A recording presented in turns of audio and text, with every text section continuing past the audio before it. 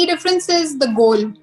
When and that's true for all individuals, but the degree is slightly different. So let me elaborate.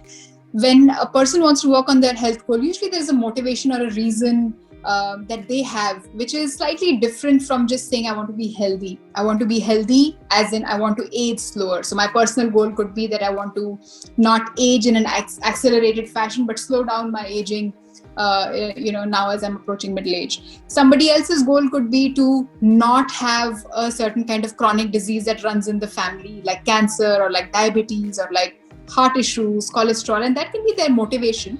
So everything that a coach or a nutritionist should ideally work with them with is to ensure that their health goal is met, and other things fall into place in any case, but that is their main motivation.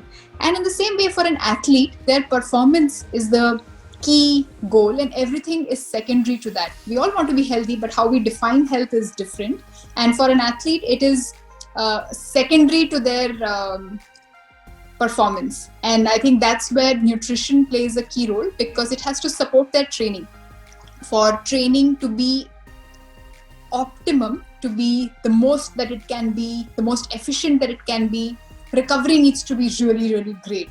So first and foremost, how nutrition comes into play for an athlete, for a sports person, is that it should have great recovery. It should be so rich in mineral content, antioxidant content, quality protein and fat, that it should be more accelerated, that recover, because you're putting in so much of workout, so much of training, there is so much wear and tear, which means that recovery needs to be at that level so that there is no off day.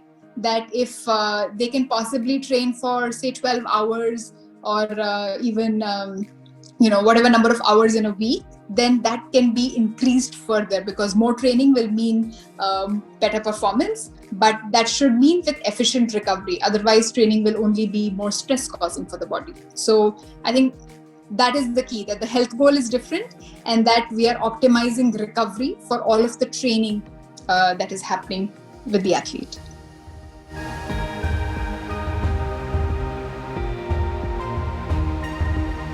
So I'll just increase the scope of this question, and this could be true for a lot of athletes too. So, the general idea is that if you're exercising, you can eat anything.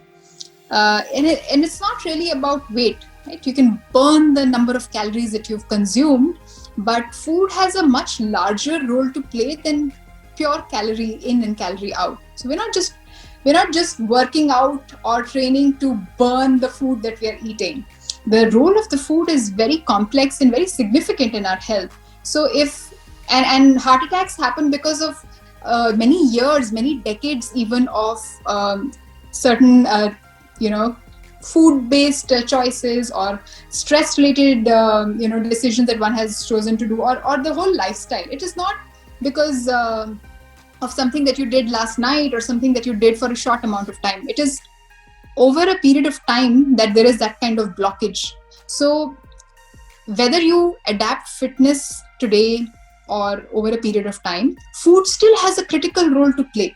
So if we are not changing our diet, if we are not eating for holistic health, overall health, which means disease prevention, which means getting your organs to be in top shape, aging slower, having high immunity, high energy, all of these parameters, unless one is eating to solve for health in a holistic way, to work towards that, these things are possible. So we start to notice it when somebody fit or somebody who's running has this unfortunate experience, but unfortunately it's happening everywhere. But we tend to assume that people who are working out will not have these conditions, but it is linked very closely to diet. And unless that changes, purely running or purely fitness is not going to solve for these things. Although it really helps increase lung capacity, heart capacity, but it can't undo all of the damage that a poor diet has done.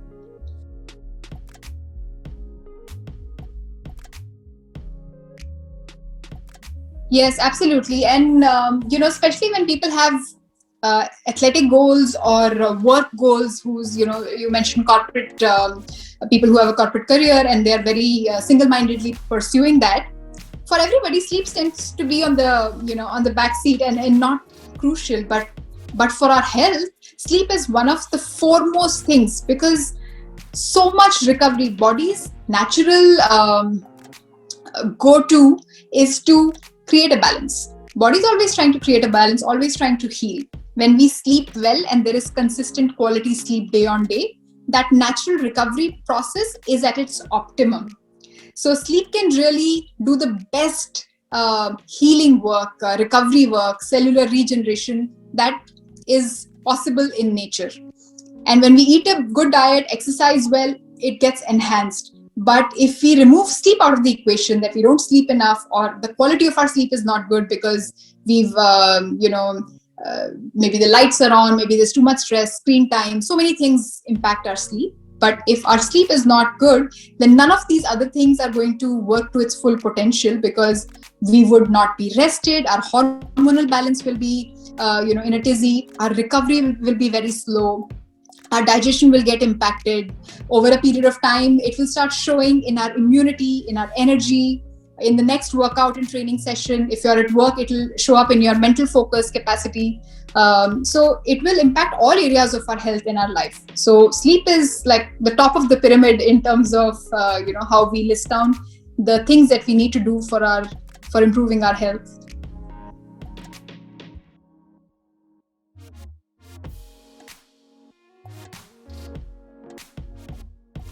Comes so naturally. It should be driven by thirst, but it has so happened that the lifestyle that we've created for ourselves, with temperature control, with air conditioning, with constant distractions, with caffeine, with smoking for a lot of people, we mask the body's natural responses. If we would naturally feel thirsty, we would grab a coffee. Naturally feel thirsty, have something sweet or eat, or because we feel that, the water is some distance away, so we tend to do something else.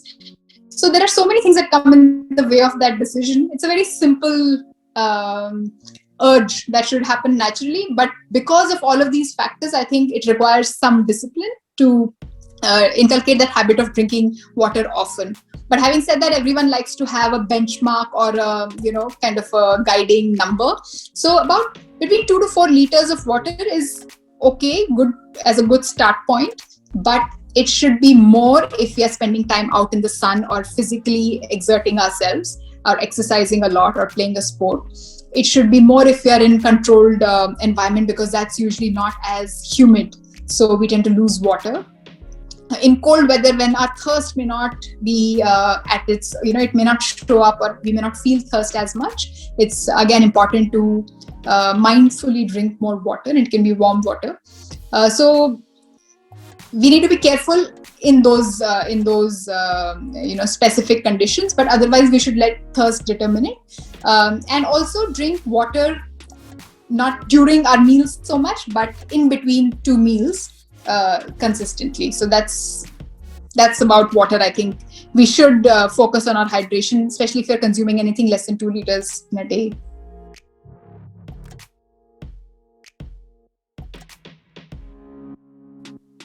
So I agree with you that it might be because we are talking about it so much more. A lot of people may feel that they are intolerant. They may or may not be, but it's when you hear something new, you start to question whether you have the same symptoms or not. But to be fair, and coming back to the science of it, in terms of lactose intolerance, most human beings we are not designed to consume dairy milk. It's not natural to us, so it's hard to break down the protein in milk, and when introduced very early. And it's also about information sharing, right? There was a lot of information that was available but not shared as freely, and today that is available freely. Hence, we are more aware about lactose intolerance. So you would notice, even in our childhood, a lot of people in and around in our family or around our friends, did not like milk growing up, but we were forced to drink because we thought it was good for us. So that dislike is also coming from the fact that your body is not able to digest or tolerate it. That's one. Second is that when milk is introduced to infants very early on, especially within the first year of birth, it also is one of the factors that is the root cause of type 1 diabetes. So it is a real thing. Lactose intolerance is a real thing. And when it's fermented, it's easier to digest. For some people, it's okay and they don't feel intolerant. But overall, removing dairy, and a good way to check whether you're intolerant or not is to give it up completely for a 3-week period and see if you feel any better. Usually for people, some amount of bloating, indigestion, acne tends to resolve itself, and that's a good sign that you were intolerant, and then you should not consume it. And if you feel no different, if there is no improvement whatsoever, then you are not.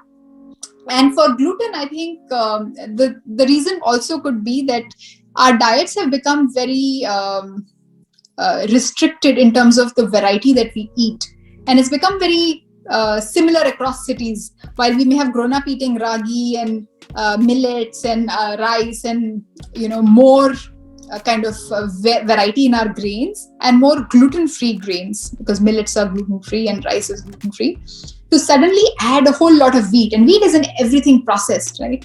It's in like as a binder, as an ingredient. It's just amazing that if you look at the back of a packet of processed food, you will find wheat in everything. That's another reason that we're consuming too much processed wheat, and that wheat itself is so hybridized. There is so much wheat has changed in how it was few decades back to now, and it is so much more in gluten content that also has an impact of why people are not able to tolerate it or digest it. So all of these factors together are the reason for it. But again, with dairy, slow fermentation of wheat, like the sourdough fermentation, that helps people tolerate wheat better. So again, if you want to really check if you're intolerant or not, or if it's a huge concern for you, you have to give it up completely for at least a 3-week period and see if you feel better. For a lot of people, it's brain fog. If you're intolerant to wheat, then you'll feel that change and shift dramatically in 3 weeks. And also digestive issues. A lot of people have leaky gut, digestive issues with wheat. If all of that resolves itself, then you should take it out of your diet. Otherwise, you can continue to eat it.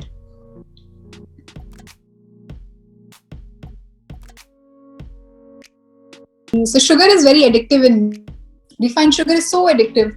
It's no different from anything that we feel an addiction for, like alcohol or wine or whatever. So the trick there is not the solution you're looking for, unfortunately, which means that it's best to have a period of time that you remove it completely, because there is no way to have a balance around things that you're addicted to. So to create a balance, you need to cut it out, and then you can decide what is the frequency that works for your lifestyle. So whether that's once a week, once in 2 weeks, or birthdays only, that's a decision that you will be able to take only when you have stopped craving sweet completely. And we can all enjoy an occasional indulgence, but to eat sugar daily is not just weight. It also is highly inflammation causing. So it can accelerate aging. It can accelerate, of course, your blood sugar response, right? Which is linked to hormones, which is linked to insulin, and so it's a starting point for all chronic disease. So sugar is to be avoided from a daily point of view. But when you do eat it, it should be with guilt-free kind of enjoyment and for the pleasure of it. But to reach that point of deciding that it's not out of, oh, I'm really craving it, I want something, to, okay, let me go eat a gajar halwa and really enjoy it today. To have that difference, you need to give it up for some time.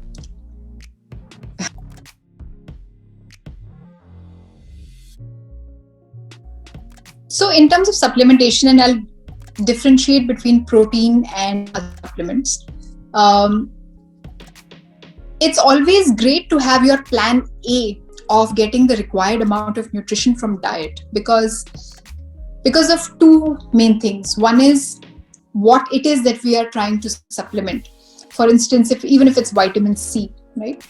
There are a group of recognized food compounds, but there is 10x or more of food compounds that are not recognized. So there is this great study done by a Japanese researcher, and he was. I'm sorry, I'm going to just take a few minutes to talk about this and then talk about the supplementation, just for context. And he was researching on on cancer, on and shrinking tumors with food supplements, with vitamin C specifically.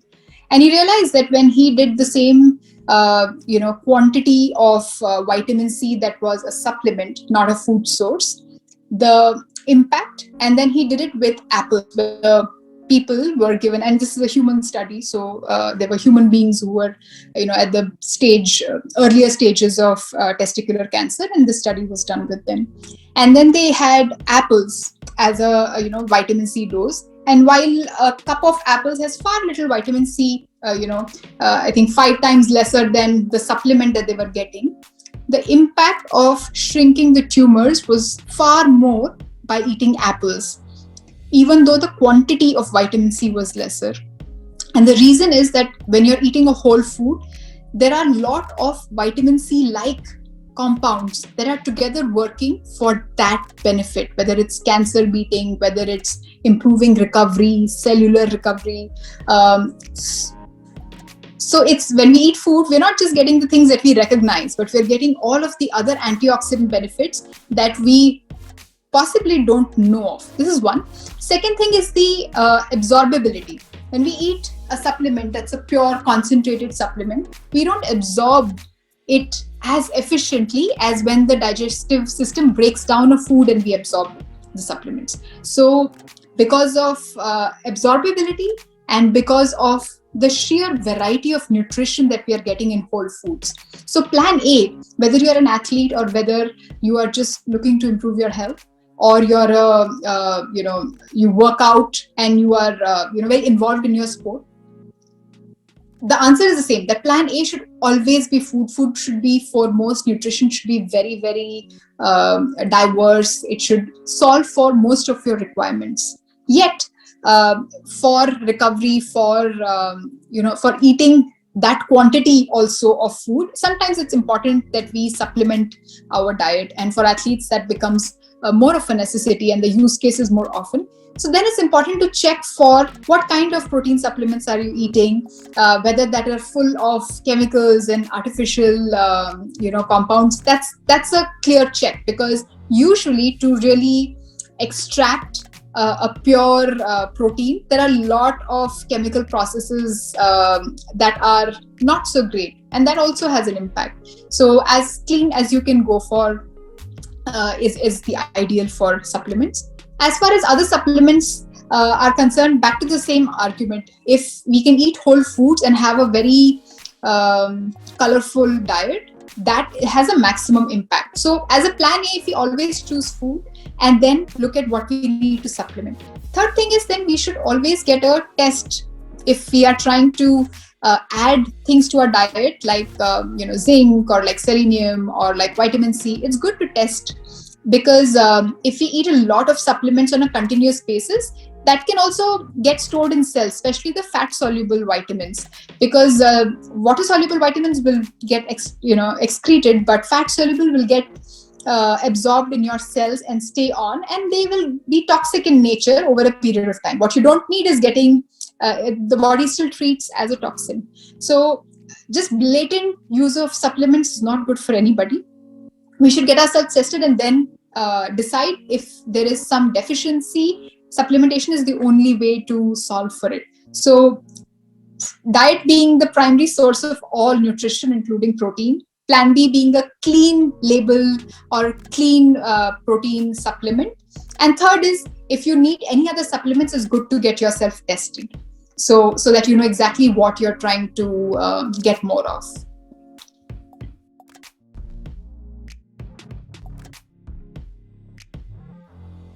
Yeah, so there has been a lot of research available on fasting in general. So fasting is defined as not eating for a specific period of time or consuming very little calories. That's also comes under fasting. And before now there is a whole lot of information, and it's in the everyone's kind of testing out intermittent fasting. But much before that, fasting was a very big cultural thing here for us Indians, but also in the West, a lot of these studies were done for reversing diabetes, for slowing down aging, that were around fasting, that have very very positive benefits and proven benefits. With intermittent fasting, it gets easier for a lot of us to fast, because if you're asked to go without food for a couple of days, that's hard. But for a few hours, especially like the time frame that you spoke about, at the yoga place, it gets easier to do it around some rules. So intermittent fasting also works very well, but everybody's fasting window and what works for them can be different. So while some people will do well, and this is the difference gets more between men and women, because women have a hormonal kind of a difference, because if too much fasting can put them into a fat storing mode, because to protect fertility, that's our natural response. So the number of hours are not set in stone, but we can all benefit from having a longer period of time that we don't eat. So at least 12 hours to 16 hours is a good fasting window. Why this is important is because not just that our metabolism will go up, but during this period of time, so to start off with, digestion is a very energy intensive activity.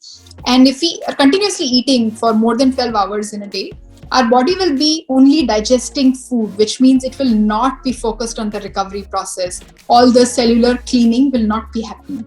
That's one. Second is, when we go to bed and we have just eaten, it's body's still working on digestion, but we are trying to go to sleep, which means that it will abandon digestion at some point, and we'll have undigested food in our body and then start the recovery process, which is also going to be with lower efficiency. So when we wake up, we still have undigested food, and our body is not feeling rested, because even the recovery process is slowed down.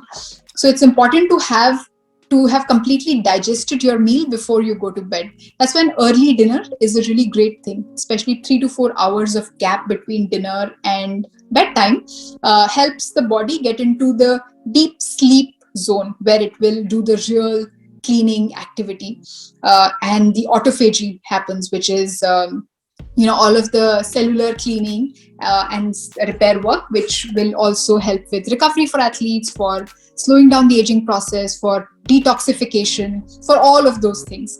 So here there are, so with fasting, there are a few rules, like few things to remember. One is that the idea is not to cut down too many calories. The idea is just to limit the fasting window.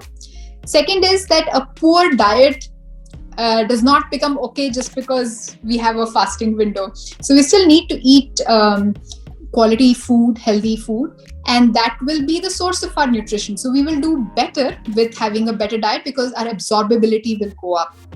Third is that the fasting window should be around our circadian rhythm, our sleep-wake cycle, because when we wake up in the morning, body's natural cortisol levels rise. That's why we feel alert and energetic. When we are going to bed, our serotonin rises, and we are able to get into deep sleep. If we don't eat when we wake up, at least in a couple of hours, then that will drop, and we are confusing our body, and we are going to be alert later at night. Our sleep-wake cycle will go haywire, which means that over a period of time, the deep sleep that we are able to get will change. Body will not be into a restful state. That will impact the quality of sleep. So we want to encourage fasting window close to the midday, which means have your largest meal, and very much like the Ayurvedic principles, have the largest meal in the middle of the day when the sun is at its peak, and as they say in Ayurveda, the Agni or the digestive fire is also at its peak, and limit food later in the evening, so that body can fully digest the food, and sleep quality is really great, rather than eating a large meal at dinner. A lot of people do intermittent fasting that way, that they have a large dinner and they go to bed and avoid breakfast. But the ideal fasting window is closer to when you wake up, start eating then, and stop eating towards bedtime. What it also does is that you're consuming calories when you need it. So you eat when you're active, and you don't eat when you're going to be resting. So it works very well on all fronts.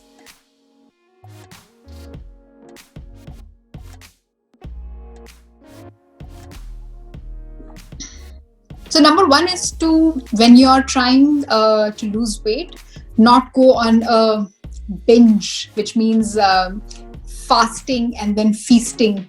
So if you have like 5 days of crash dieting, and then you've hit your goals, and then you tend to go back to your the way that you were eating earlier, which made you gain weight.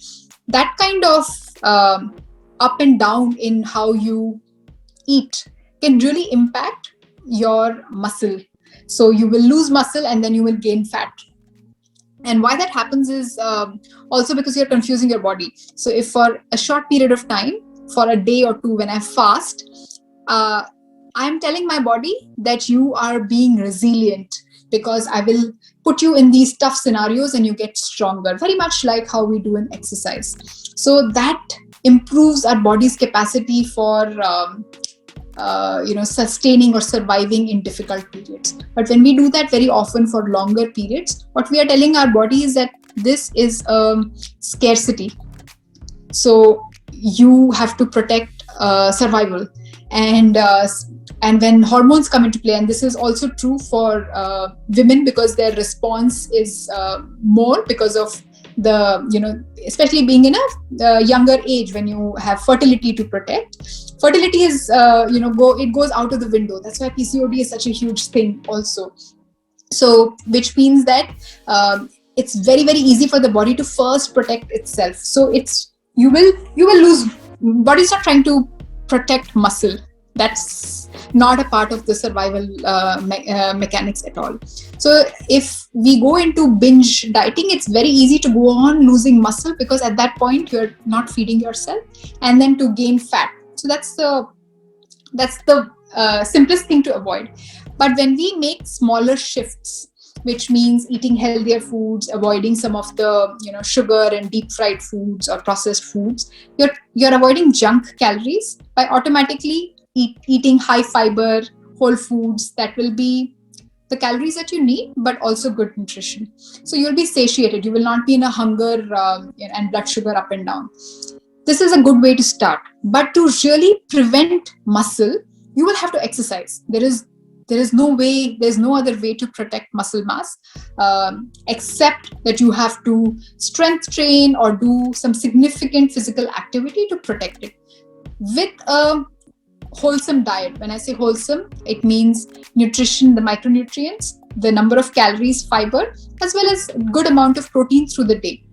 So protein through the day also means that in every meal there should be protein, so that satiety happens, but also we intake enough to protect our our appetite as well as our muscles. So the recovery process is good, but also with exercise and with slightly reduced calories, you're still able to hold on to your muscle and just lose the fat. But it's it's not a fine science. It has to be done mindfully, and it has to be done with the focus on protecting your health. When people tend to go on a weight loss journey with the single-minded goal of only losing weight and anything that comes in the way, that becomes hard then to be mindful about. And that's when all of these challenges of losing your muscle too quickly, or face looking too drawn out, aging faster because you've done it so many times, all of those things can happen. So it's very easy to pinpoint physically those signs, dark circles around the eyes, looking weak. All of those things are typical signs that they've lost weight very quickly and lost muscle in the bargain.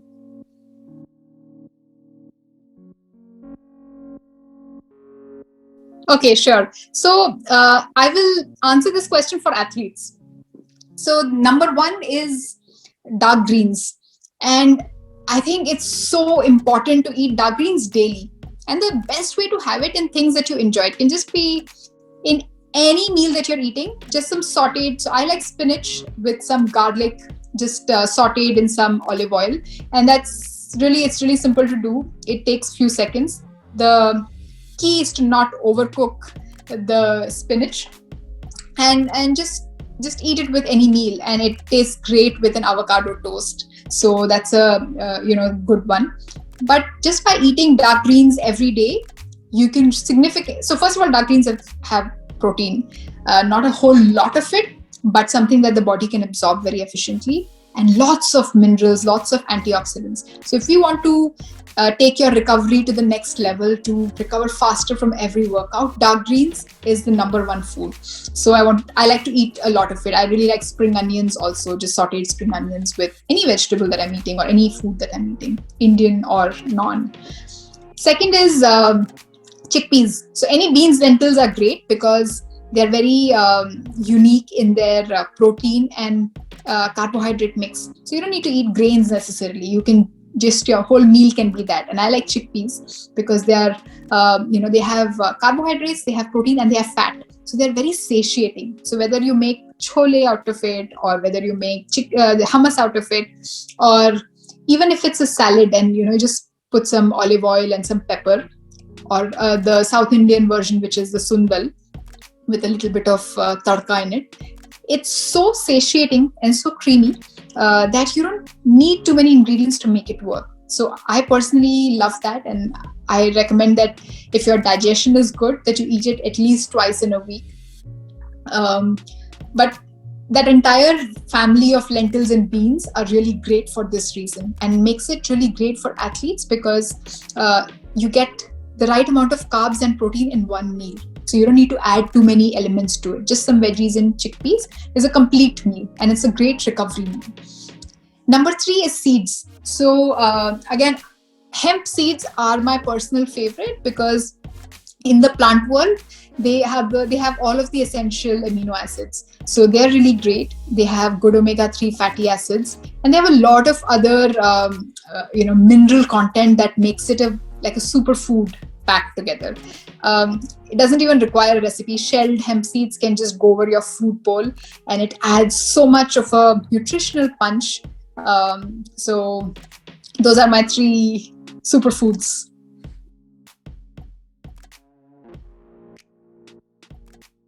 Yes, I think a lot about sports because I work with a company where we are very, very invested in sports and collaborating with athletes. My daughter is a swimmer. My father is a golfer. So I have a lot of interest in working with sports people, and I think about this a lot. When very young athletes put performance over health, it's not a long-term way of contributing to the sport or being good to yourself. So if we have a long-term view, even when we consider performance, I think that's where real success lies for the sports person and for personal health. Because it's very easy to get and this is true for everybody, but for sports people and young athletes, it's very important to keep long-term health, long-term performance. It's a myth to believe that it's a very short window of time where you can be successful.